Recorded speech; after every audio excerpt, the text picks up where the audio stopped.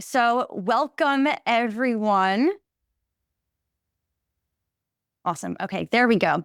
So welcome, everyone. Thank you for joining us today for this very important webinar on DNS security and resilience. This is co-hosted by both ICANN and the Internet Society, and all of our panelists are mutual alumni. So they are all alumni of both the Internet Society and ICANN.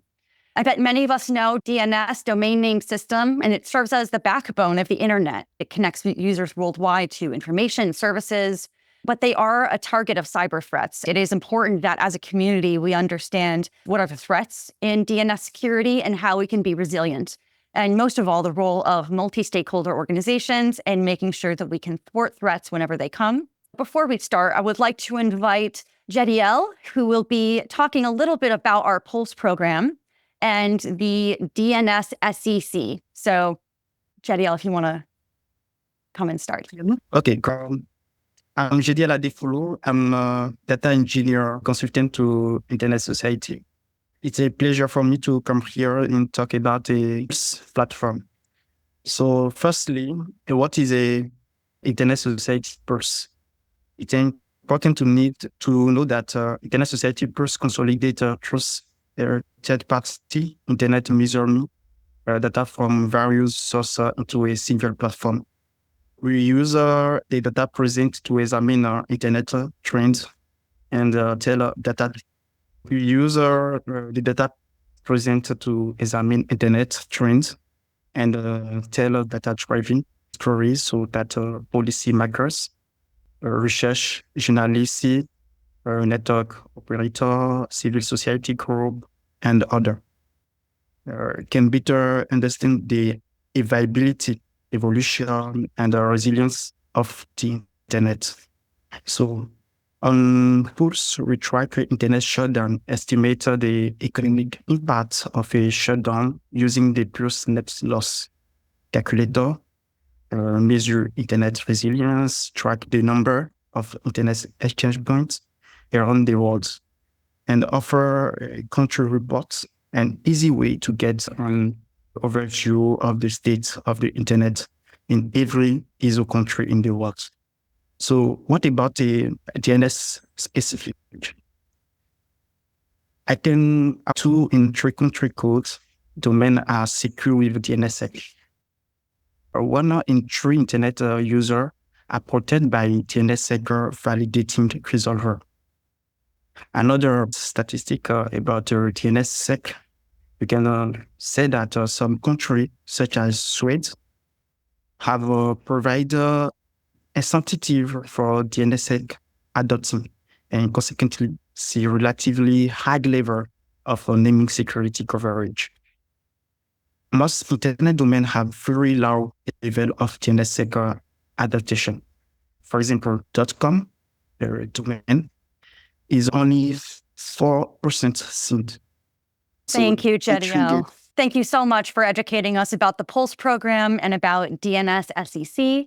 Now, I would like to invite our panelists for this webinar.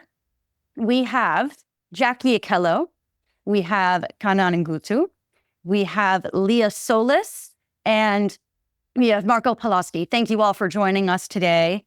Kanaan, thank you so much for joining us. I know that it is a quite early morning for you. It's probably around 3 a.m. in Kiribati, so thank you so much.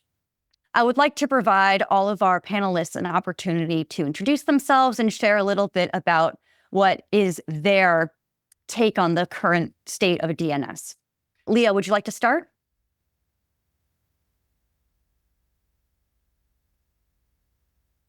Good morning, everyone. I am Leah Solis. My background is technical. I work at ISP a lot of years. I work with DNS for ISP and I know this environment of DNS, and I am systems engineer. Thank you. Awesome. Thank you for sharing. Marko, would you like to go next? Yes, thank you. Hi, everyone. I am Marko Paloski, coming from Skopje, from Macedonia, and I work as a system engineer in one private company more on the infrastructure part. But besides that, I'm also coordinator of the Internet Governance Forum North Macedonia chapter, and I've been part of the Internet Society Fellowship and also of ICANN Next Generation and Fellowship. So I would say that's more or less for me. As a tech person, I'm more interested in the cybersecurity, privacy, online safety, internet fragmentation, and platform regulation, those kind of topics. But yeah, thank you very much. Thank you. And I love that Marko once again highlights that everyone on this panel is both an ISOC alum and an ICANN alum. They are all experts in this field and have taken the best fellowships in the industry to prove it. So Jackie, can you please introduce yourself and share what your opinion is on the current state of DNS? Okay, thanks so much for that, Claire. Hi, everyone. It's a pleasure joining you on this call. It's 6 o'clock in Nairobi. It's almost evening over here, rather it's evening. I am an AI research fellow at Research ICT Africa, and my work strongly revolves around AI and data governance. I mostly do research and policy analysis on topical issues that emerge on AI and data governance. Other than that, I've also been privileged to be an ISOC fellow, so I was part of the 2020 cohort, and I go to attend the IGF also through the fellowship. I've also been a fellow with ICANN or several times, so that is the ICANN 73 meeting and ICANN 77 meeting. But it's a pleasure joining all of this call, and I'm looking forward to hearing your opinion and even just deepening the conversation on the DNS security. Thank you. Thank you. Kanaan, would you like to introduce yourself and share a bit about what you're up to professionally and what your take is on the current state of DNS? Yes, absolutely. First of all, it is a pleasure for me to join this conversation, despite the fact that it is very early in the morning in this side of the world. My name is Kanaan, and as you already mentioned before, we are all part of the ICANN and ISOC alumni. I attended 2 ICANN meetings and also 2 ISOC meetings in the past. And right now, I work on a number of stuff. I do consulting works in the ICT space. I also work with ITU on the Smart Island projects in Kiribati. But at the same time, I also leading an NGO called Jadiel Kiribati that work to promote cybersecurity and digital literacy within the community here in Kiribati. Thank you. I think something I want to share is what's very special about this group is that they all are from very varying stakeholder groups. They all have a very different opinion and different view of DNS security and resilience. I'd love to start with you, Leah. What is the role of DNS security and resilience in the work that you do? And what is your take on where we stand in that space in October 2024? Okay, DNS is served with a definite function, which is to translate domain names into IP addresses. With these addresses, the package can follow the best path defined by the routing equipment. Can you imagine a world where all users have to memorize IP addresses? Precisely, one of the factors that has promoted the growth of the internet in general is the ease of the use thanks to the DNS. DNS is a critical service for internet accessibility. Therefore, it deserves special attention in security context. To name a few, we can mention poisoning in queries where the origins of the DNS responses are changed and contain false information to manipulate the destination of the package. The technical community has hard work to avoid these threats. Thank you. And you mentioned the technical community, and that makes me want to go to Marko. Based on your work and what you do, how do you feel that DNS has changed maybe over the past 10 years? How have the security risks and our models of resilience in DNS changed? Yes, thank you for the question. I would say even in the last 2 or 3 years, what has changed, not just 10 years, because in today's world, every year we have a lot of new challenges and opportunities and new technology, new versions, everything is changing and going in a better direction. But yes, I agree. It's a good question. We also as a people, a little bit more aware of the things because we use now the technology every day and more. But on the other side, because of the use of some of our skills we are still lacking, the knowledge, or maybe not the knowledge, but maybe to have the focus on the things. That's why in the last years, I think we have more and more cyber threats, especially on the DNS side, different kind of attacks. This is rising because we are more user dependent now on the technology. We have in every device, even now in the cars, we have technology and a system and a computer, which that makes us more a target to attacks. In the 10 years before, it was maybe the targets were the institutions, maybe the companies, the governments. Now, still they are target, but now also the end user is a target a lot. It's a challenging time. We are having more awareness now because there's a lot of initiatives. Of course, some comes from Internet Society. ICANN also is doing much work on this for the DNS security, but I still think that we are far away from that. We are always safe. The DNS, it's a critical system, but one of the most targeted, I would say, because as Leah mentioned, it's one of the core things of the internet. You cannot imagine internet without the DNS, especially the DNS security, which today is by the default. In the past, maybe you didn't need to have DNS security extensions or some kind of things, but today you cannot go without that. So I would say with the advancement of the technology, also the advancement of the attacks and of the vulnerabilities are going. We have now artificial intelligence. You can ask ChatGPT to write or to give you some vulnerability of some site, or maybe to make you a tool. On the one hand, it's nice because you can see and test more the systems because you can see how the machines are working, but also it gives a lot of power to some people or with bad intentions, or maybe they don't have bad intentions, but when you have the tool, you can try it. So yes, it's challenging, but our work is very crucial from the tech people, but also nonetheless from the policymakers and all other people, because as the topic is important, multistakeholderism here is one of the crucial things, because I think the internet is based on the multistakeholderism, and it should continue on that. Each stakeholder, their work is very crucial, especially to these times where we are now facing. I don't know if I directly answered the whole question or a little bit go in the outsides, but I wanted to try more to give some answer. You definitely brought up a very important point, which is that the more our lives become increasingly digital, they are equally vulnerable as much as they're increasing, because as much as our lives, as you said, in our cars and everything, we have a computer these days. So it makes sense that as our usage of these things increases, so does our vulnerability. And Kanaan, I want to go to you because I know you work a lot with the community in your area.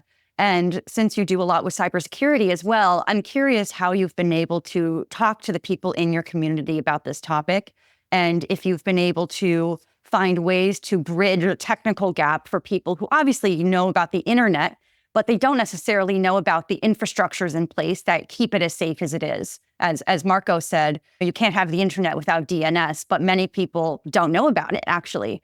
So when talking to your community about cybersecurity, how are you able to fold this in?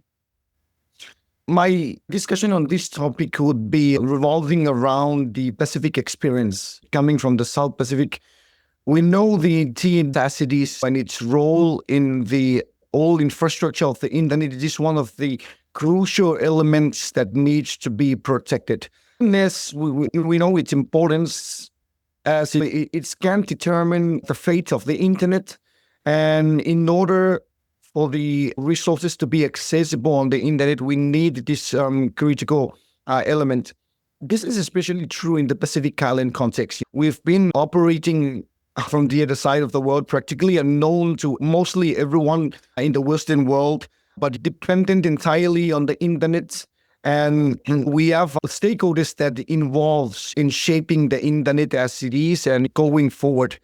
But sadly, most of the people, especially the people that's supposed to have a role in maintaining this resource, do not necessarily know this critical element of the internet, right? I think it speaks to the fact, the importance of getting more and more people to involve. And I think engaging the people would start at building the capacity for these people. As you rightly mentioned, I learned a lot of things, and one of it is that most people lack the knowledge of DNS. They do not even know what are the vulnerabilities, what are the security threats that undermining the DNS operations in the Pacific. And when you talk about cybersecurity, people in my community tends to be very vulnerable compared to people from other side of the world, partly because the internet is relatively new in our horizon.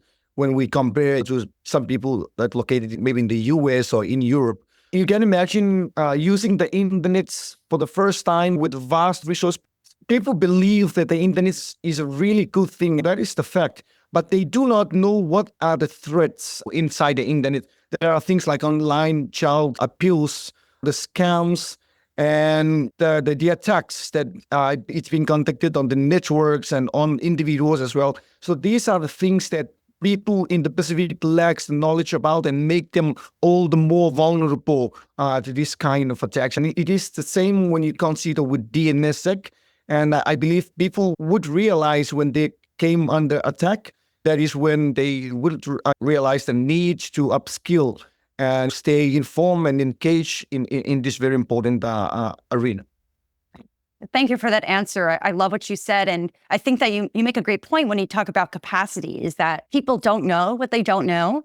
And if they had the resources to be able to learn best ways to protect themselves, then it might be easier for them. Luckily now in 2024, we have AI, and that is providing a lot of new opportunities to build the capacities of people in a lot of different realms. I would love to jump to Jackie and see if she could bring us any kind of information or insight into the role on AI in DNS, and if people are using artificial intelligence to help either teach themselves or to keep themselves safer.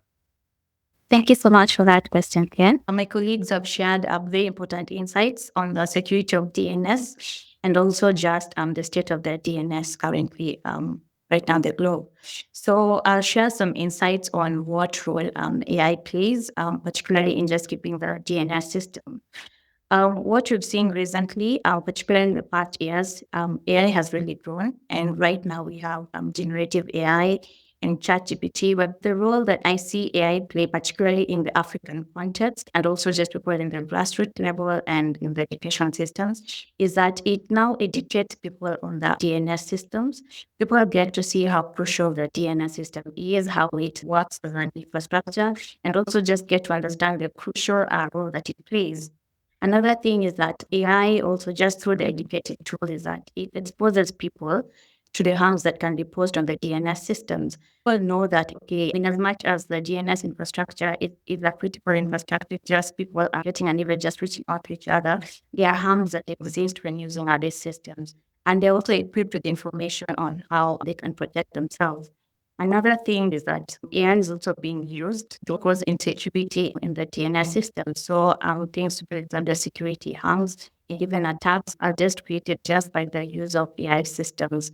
This is a crucial risk that actually needs to be addressed in terms of looking at DNS systems and AI. AI is also playing a crucial role in terms of policy making around the DNS systems, because it brings about crucial stakeholders who are involved in the development of these AI systems, and also sharing of knowledge on how some of these harms can be prevented and also mitigated. So AI has a crucial role to play in terms of DNS security and also the advancement of policy making around the DNS system. Thank you. That was a great answer. I think that it's really important that your everyday people, the cashier at the grocery store, your mom, your dad, that everyone know how to protect themselves and best practices for DNS security.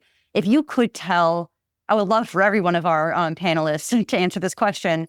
If you could give one practical piece of advice to people who want to protect themselves and make sure that they are maintaining a resilient system that has robust DNS security, what would you suggest to them? And we can start with Leah. We can talk about the best practice, for example.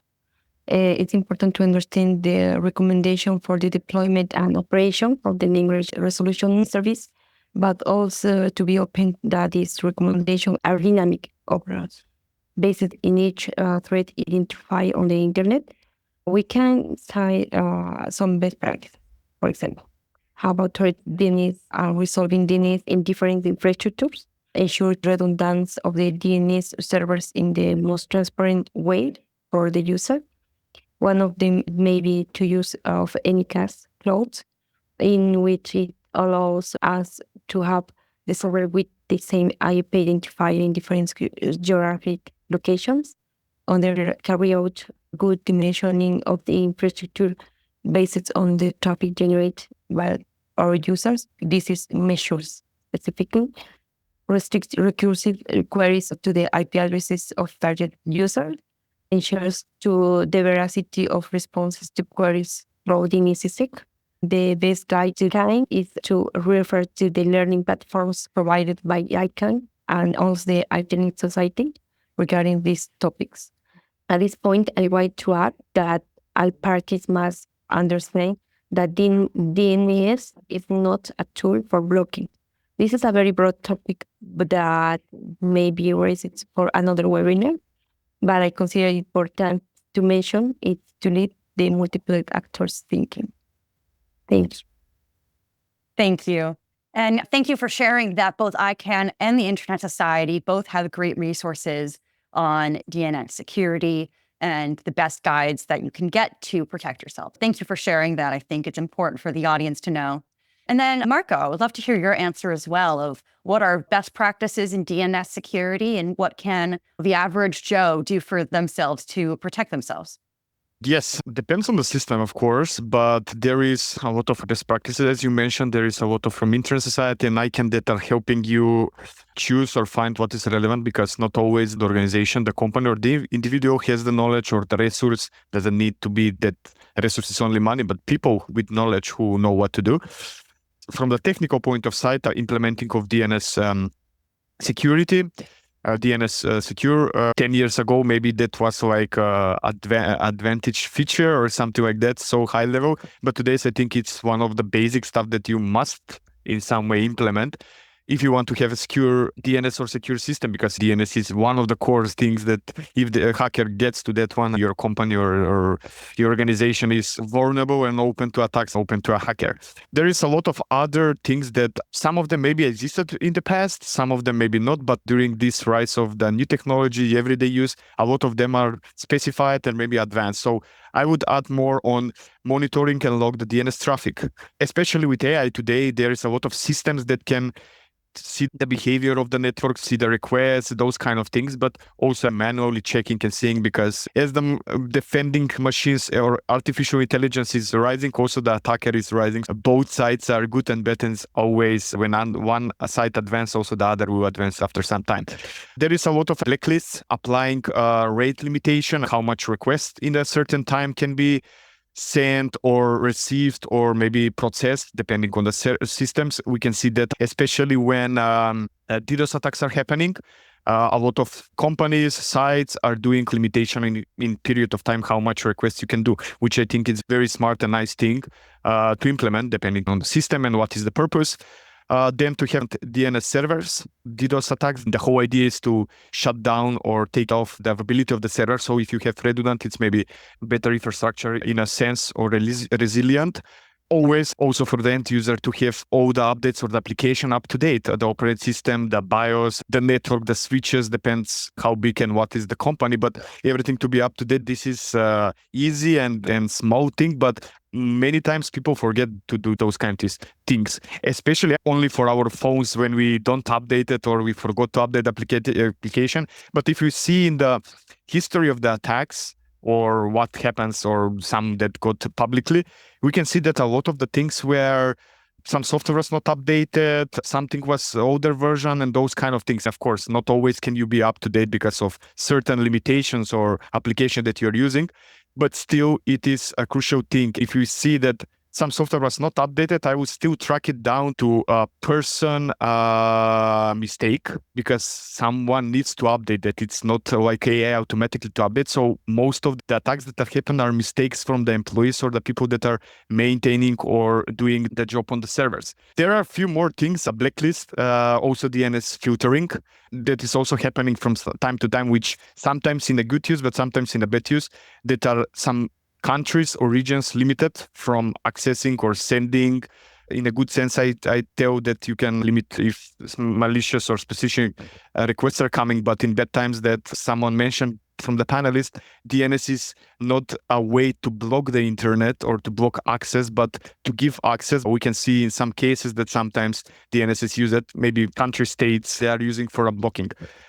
And always access control list and maybe limiting zones for transfer. This is more specifically for technical parts where transferring of IP addresses or which you can take a new one or something like that. Those are 5, 6, 7 that I mentioned, but those are the basics one. There is a lot of more complicated, and I know that also in work we have some kind of software that I didn't know that this kind of sophisticated restriction you can apply, but it makes sense after you see what kind of attacks are coming. So you always try to protect from any kind of threat. If it's not threat, just to be protected, because sometimes maybe tomorrow it will come as a threat, even if today it's not. Yeah. So I will give those as best practices. I do want to quickly, while we have you, Marko, share a question that was asked in the chat by Sana.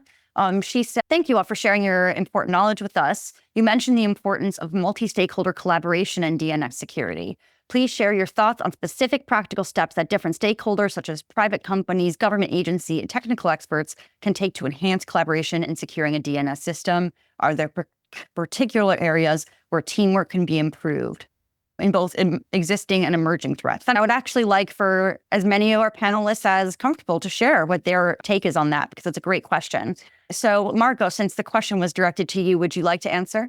I can say that it's a very good question, because sometimes, especially in the DNS correlation, when you ask about companies, because also I work in a private company, it's not that much understood, because if they understood what the benefits this multi-stakeholderism can have, I think what everyone would want. Of course, sometimes it's a lack of knowledge of how this thing is working.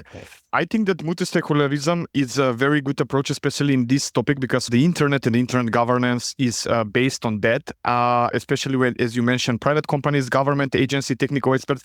Not always those kind of corporation institutions have the resources and knowledge. Maybe some institutions have very good knowledge in cybersecurity. Someone else, they have maybe the software, but they don't have the resources. And it's very crucial to have a collaboration and communication between them. Also, I'm coming from a small country, Macedonia. We have 13, but it's very small and it's not that much prepared for a big attacks or something like that. Often what I see is sometimes that the companies are helping the government or some organization to help mitigate those kind of attacks. Unfortunately, there is not a global platform for every country or every company that joins, but there are a lot of initiatives that are going on that also individual or government or a private company can. It's very nice to mention here, because we are a part of this webinar. I can point out that there are a few organizations that are doing different kinds of things on multi-stakeholderism for practices and also standard settings. ICANN is doing a lot. Also, the Internet Engineering Task Force are developing the standards. They are developing best practices you can find on the site. Internet Society is also one of them, together with ICANN in policy advocacy, raising awareness. There are a lot of initiatives from Internet Society. People can join, and there is also a network of experts where you can share or ask on the forums. There was DNS Abuse Institute, but now I think they changed the name. It's more about incident response and mitigation and collaboration on those kind of things. So there are many platforms or maybe forums that can be useful for company organization and those kind of things. For organization, I wouldn't say that much, but for companies and governments, I see the lacking of benefit of joining or using that much. The companies, sometimes they say, no, we can pay someone, we can solve this, we don't want to collaborate, or sometimes the companies doesn't want to share what happened, even publicly.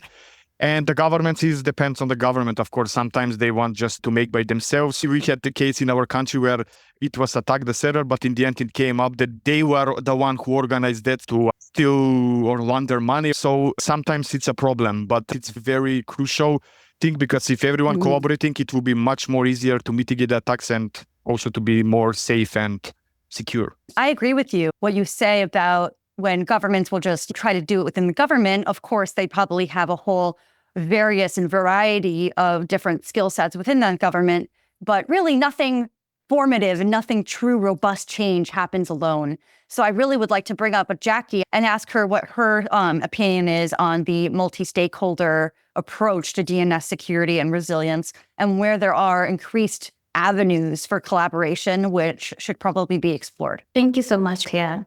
Multi-stakeholderism actually plays a very key role in the security and also just the resilience of the domain and systems. These organizations are doing together various stakeholders, and these include governments, they include private entities, civil society organizations, and also just technical experts. When these organizations come together, what they do is that they ensure that diverse perspectives and also the interests that actually shape the policies, technical standards, frameworks are also shared, and they enable the governing of the internet in a very fruitful way that just enables the DNS security. So the importance actually lies in maintaining an open, inclusive, and resilient internet that reflects the needs of all users while addressing the complexities of a global interconnected network. I think multistakeholderism plays a key role in the DNS security because of the unique values it adds in policy making. For example, it enables inclusivity and representation. What happens is that multi-stakeholder organizations actually bring together different voices from government, the private sector, and technical entities. At the end of the day, the inclusivity ensures that internet governance actually reflects the diverse needs and also priorities rather than just favoring one particular group in the DNS ecosystem. Another advantage that multi-stakeholderism has is that it enables transparency and accountability. The decisions on DNS are made through multi-stakeholder processes are generally more transparent and accountable when various entities have been involved in the formulation of those decisions. Organizations such as the IGF create open forums where policies and practices can be debated, they can be discussed and reviewed by people with different expertise in the DNS systems. What happens at the end of the day is that people share best practices that can govern the DNS systems in the best way moving forward. Another advantage of multi-stakeholderism is innovation and responsiveness. As we all know, technology advances at a very fast pace. So when you involve people from different sectors, for example, civil society organizations, what happens there is that people share the experience and even the expertise on the current technologies that we have. It ensures that the current laws that we have are also in tandem with the advancement of technologies. We'll get to share what's happening in the tech space, what new technologies have emerged, and what policy considerations and measures need to be put in place to ensure DNS security. Another advantage of this is that at the end of the day, all interests have been considered. So it ensures that there's a balance in terms of the interests that are presented in team the DNS issues. We get different sectors, get the civil society, get the government and policymakers. When they are all put at the table and they discuss and they agree on key issues, what we get at the end of the day is that their interests are balanced and everyone has been catered for in terms of the opinion they had on DNS security. One real thing we can say about multi-stakeholderism is that it also builds trust and legitimacy in the system because all voices have been considered. Everyone has been able to share what they think in terms of the policy making on the DNS and even the security of the DNS. What happens is that whichever rules and policies are passed at the end of the day, they can be regarded as being legitimate because everyone's voice was considered in the development of these policies and everyone's view was also considered. So what we get at the end of the day is that it ensures that there's legitimacy as compared to just having a secluded group that's making decisions on DNS issues and also just passing policies. When that happens, there's a lot of mistrust and people don't regard those policies and even those decisions as being legitimate. So in a nutshell, we can say those are some of the advantages that we have around multi-stakeholderism in the DNS. Thank you. And thanks for bringing up the important aspect of trust by design.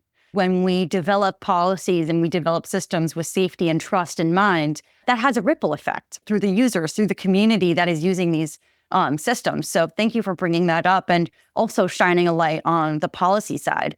That's a perfect segue to looping in Kanaan again. He is a policy consultant, and I would love to hear what your experience is when it comes to creating policies and consulting on policies such as DNS, and what kind of challenges and also opportunities you've seen in that process. Again, speaking from the Pacific Islands, I want to speak within my own context. And I think the experience is similar with DNS and every other part of the policy in other areas. It started off with to get the stakeholders that are supposed to involve to better understand what the nature of the work would be. And that is to ensure that they could contribute meaningfully to the discussion and to shaping the policy aspects. With DNS in the Pacific route, as I mentioned before, not many people understand this. I understand that there are a number of platforms created on the international stage that foster the engagements in this area. But one of the main challenges that we have in Kiribati in the Pacific Island, right? We have a very different time zone with other countries. So that's clear that we need to create our own space, like a subspace that would encourage local stakeholders to involve on a personal level. What I mean by this is in Kiribati, what we do is we try to identify champions that would encourage others to come on board and to discuss these things. This is where the support of ICANN and ISOC in producing the resources that we can use locally, and we can translate those things just to ensure that the people with interest have a comprehensive understanding, because that is where we will start to build their capacity from the local level as they become mature or acquainted with the knowledge that necessary. They could take this and bring the engagements to the regional level and to the global or international level in terms of discussing the matters that relates to the policy. I think that is how we should start in the Pacific, and it also applies to other parts of the world that consider themselves isolated from the entire global community. You need to start within your own society and bring on the stakeholders and build their capacity, because from there you can ensure that once they want to take their engagements to the next level, they will be able to be more meaningful and efficient in that aspect. This applies to DNS, and it also applies to every field where you need to develop policies and engage a multi-stakeholder model. The role of champions in creating robust systems and policies that protect the internet and defend the internet is crucial. A little shameless plug here. That's something that was really great about ICANN and the Internet Society, is that we're able to have these programs that everyone on this call has gone through. And through that, you've been able to become champions of your own right and champions of the internet, whether it's technical or policy or whatever it is. You've been able to go take these skills and go back to your community and implement them for good. It's important that we continue to be able to create and develop champions such as you four, so that you all can really do, honestly, the legwork of internet defense. It's really you all on the ground in your positions, in your jobs and in your life, really protecting the internet and doing everything we need to do. So thank you all so much for everything you do. And thank you so much for everything that you've added to this conversation. And before we have to close because of time, I would love to make it to the 3 questions we have in the Q&A. And I'll start with first by Ryan Udin. What vulnerabilities in DNS make it susceptible to spoofing attacks? Would you like to answer that one, Leah? Okay, when we have to verify the IP address, we have to implement this spoofing methods in our infrastructure. And the principle for DNS is DNSSEC. Thank you. And we have another question from Nicholas, who is one of the Internet Society alumni. He says, how can the DNS framework be optimized to support quantum-resistant cryptographic algorithms? What a collection of words, wow. And DNS-SEC as advancements in quantum computing, such as quantum annealing, threaten traditional encryption methods like RSA 2048. Nicholas, you are testing my ability to talk today. Wow. So Marko, would you like to take that one? I would try, because I'm not that much in the quantum computing and those kind of the cryptographic, but I know that Nicholas is very much, because also last year at the IGF in Kyoto, he was also discussing and asking questions about this. I'm not sure, but I know that this DNS framework, which is from ICANN, it's the whole idea that I previously speak about multi-stakeholderism and the place for best practices. This is one example that ICANN is doing with this framework. But how to optimize about the quantum-resistant cryptographic algorithms, that's a good question. You said that with such ease. You make it he is talking like a normal cafe chit-chat. But I think that the cryptographic, especially now with the quantum computing, we are still far away from those kind of big processing, but someday, eventually, we will be there. Quantum computing plays a big role now, especially in cryptographic, for those that are less secured, because it will be much more easy with the quantum computing for the time to decrypt or to find the encryption key. This thing is relatively new. It's in the research. There is few commercial projects that are actively doing this, but I think that more of the systems will get more advanced and it could be more easy to be implemented. Or, as I mentioned, I'm not really sure because I am not that much involved in this quantum computing and especially crypting with quantum computing. But my idea is that with time, the systems will be more advanced, more easy to optimize or configure with both things because it will be more space for that. Not sure if I answered. Knowing Nicholas, I know that it is not the fully answer. So unfortunately, Jackie has to drop off, but thank you so much, Jackie, for all of your insight today. And thank you for lending your excellent DNS and legal mind to this talk. Now we have another question. What steps can be taken to encourage widespread adoption of security practices? I would like to go to Kanaan for that one. The answer is obvious. We have to make people more aware, especially the organizations. They need to be more aware of what the threats are and also to guide them and teach them on what measures to take in order to start implementing the securities around the DNS infrastructure. That is what is very important for me because as far as I know, with a lot of organizations that I worked with, most people, even in the ICT department, they do not even know about how to take measures to protect the DNS infrastructure, especially in the Pacific context again. Their network is so simple. There is no sophistication in there. And so how can they implement DNS when they do not have a proper network infrastructure? So in order to encourage people to adopt and implement best practices, we need to educate these people and show them how it's being done. I think that from there, they can build their knowledge moving forward.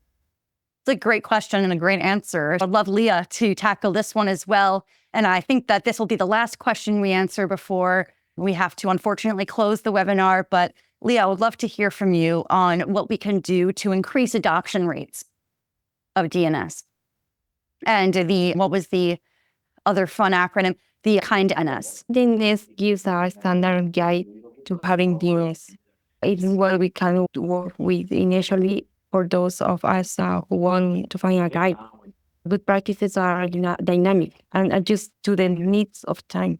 Certainly, we can make contributions in each scenario that might arise. Remember, we have communities concerned about this use. Thank you so much. And I think that what this person also asked about is what we can do to make sure that we're setting adequate security standards for these kinds of systems. Do either of you have any insight on the importance or the ability to set standards? Check the best practices, check what are some known things in the international and from an organization like ICANN or Internet Society. Check also with your local country or community what others, institutions or governments are doing, or if there is a law. I don't know about that, but still check it. Even if there is nothing, try to come up with something and see if it's good. If not, then change it. Those kind of things are not just you make it and it's for life. You need constantly to review and update because technology changes, attacks changes, so it needs to be up to date. That's all. Awesome. And on that perfect note, we do have to end this webinar. Thank you so much to our speakers. Thank you for taking time out of your day and early morning, Kanaan, to lend your expertise and your time to share everything you can with us. Thank you to all of our audience. Thank you for coming. I hope you're able to learn a little bit, and I look forward to seeing you all at our next event. We will make sure to share that when we can. I hope everyone has a great day.